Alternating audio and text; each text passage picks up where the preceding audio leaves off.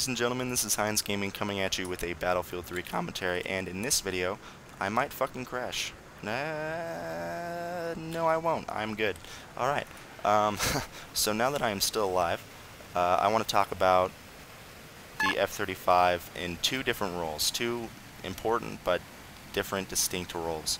And I say this because the F35 can dogfight, of course, it has that air-to-air capability, but what I find to be the most effective when using this jet is the, oh good, I'm in an empty server, is the air-to-ground capability. And I'm not talking about rocket pods or, you know, whatever the fuck you want to call guided missiles now, the fucking marshmallow puff launchers, whatever the fuck you want to call those.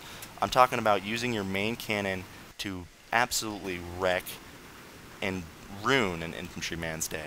And I say this because I've done it, and in this video, if you want to skip to this right now, the footage of me kicking ass and kind of talking about it, instead of me describing hovering, if you already know what hovering is, please go to this time. It'll be in the video annotations or whatever the fuck. You'll see it on your screen. So basically, I'm going to talk about the F-35 as an anti-infantry kind of fighter right now. Pretty much hovering, you have to learn how to hover, and what I would recommend doing is, you know, find a server that's not really populated. You know, you can have a few people in it, obviously, but the less players the better, and just work on hovering. It's really simple. Hovering is just pressing and holding down the S key. I tend to hold down my afterburner. I don't know if this is just kind of a placebo effect and I'm just kind of saying, oh, this is making me go higher, or if it's not making me go higher. I don't know. I don't know if it helps thrust at all. If someone wants to clarify that in the comments, feel free. But I just feel like the afterburner should always be on in hover mode. I do it. I don't notice any difference than when I'm not doing it. It's just a personal preference kind of thing. So S to hover, afterburner always on, and then just pretty much it's based on your mouse. If you have your mouse inverted like I do, if you move your mouse up, your nose goes up. If you move your mouse down, your nose goes back down. If you move your mouse right or left, you get the fucking picture. It's not a complicated process to pick up, and if you're not inverted, it's the exact opposite.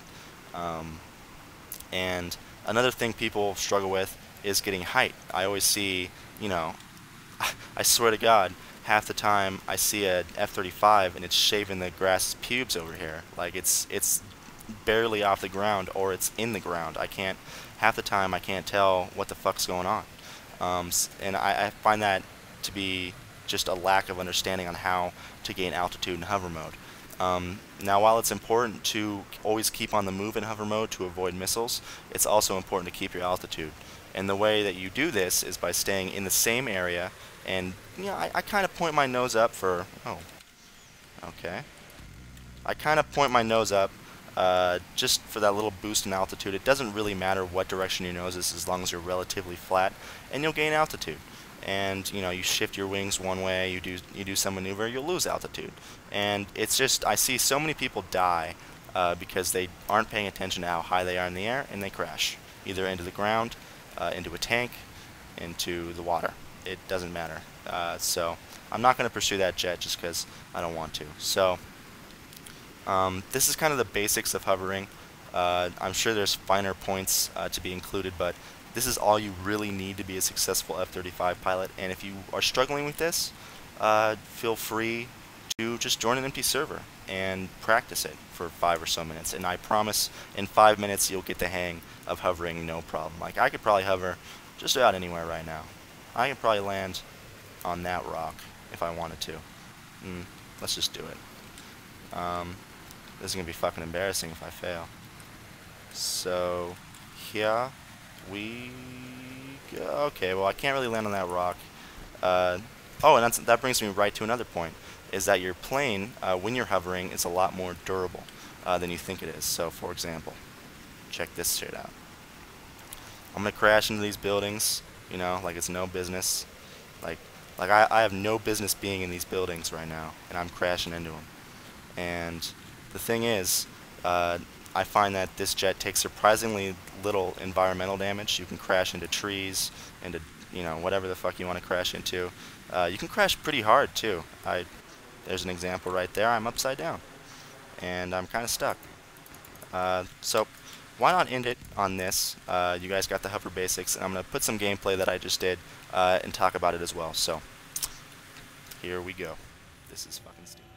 Alright, hello, I am back. I'm not mad, and I'm not upside down anymore, so we're good to go. And I'm just going to start this right off. I don't need to talk about anything. Strafing runs. Where do you do it? Well, you have two maps to do it, Omen and Wake.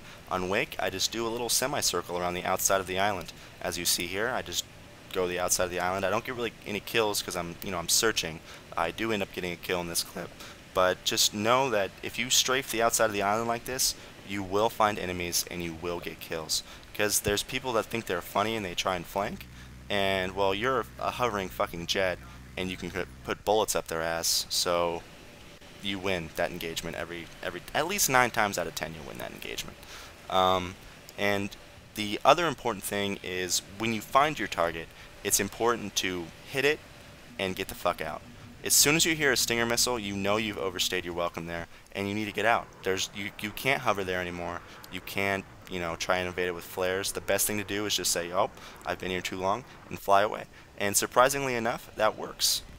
You'll get away a lot of the time, and even if you do get hit with a Stinger, if you use Extinguisher like I do, you can just repair that damage no problem.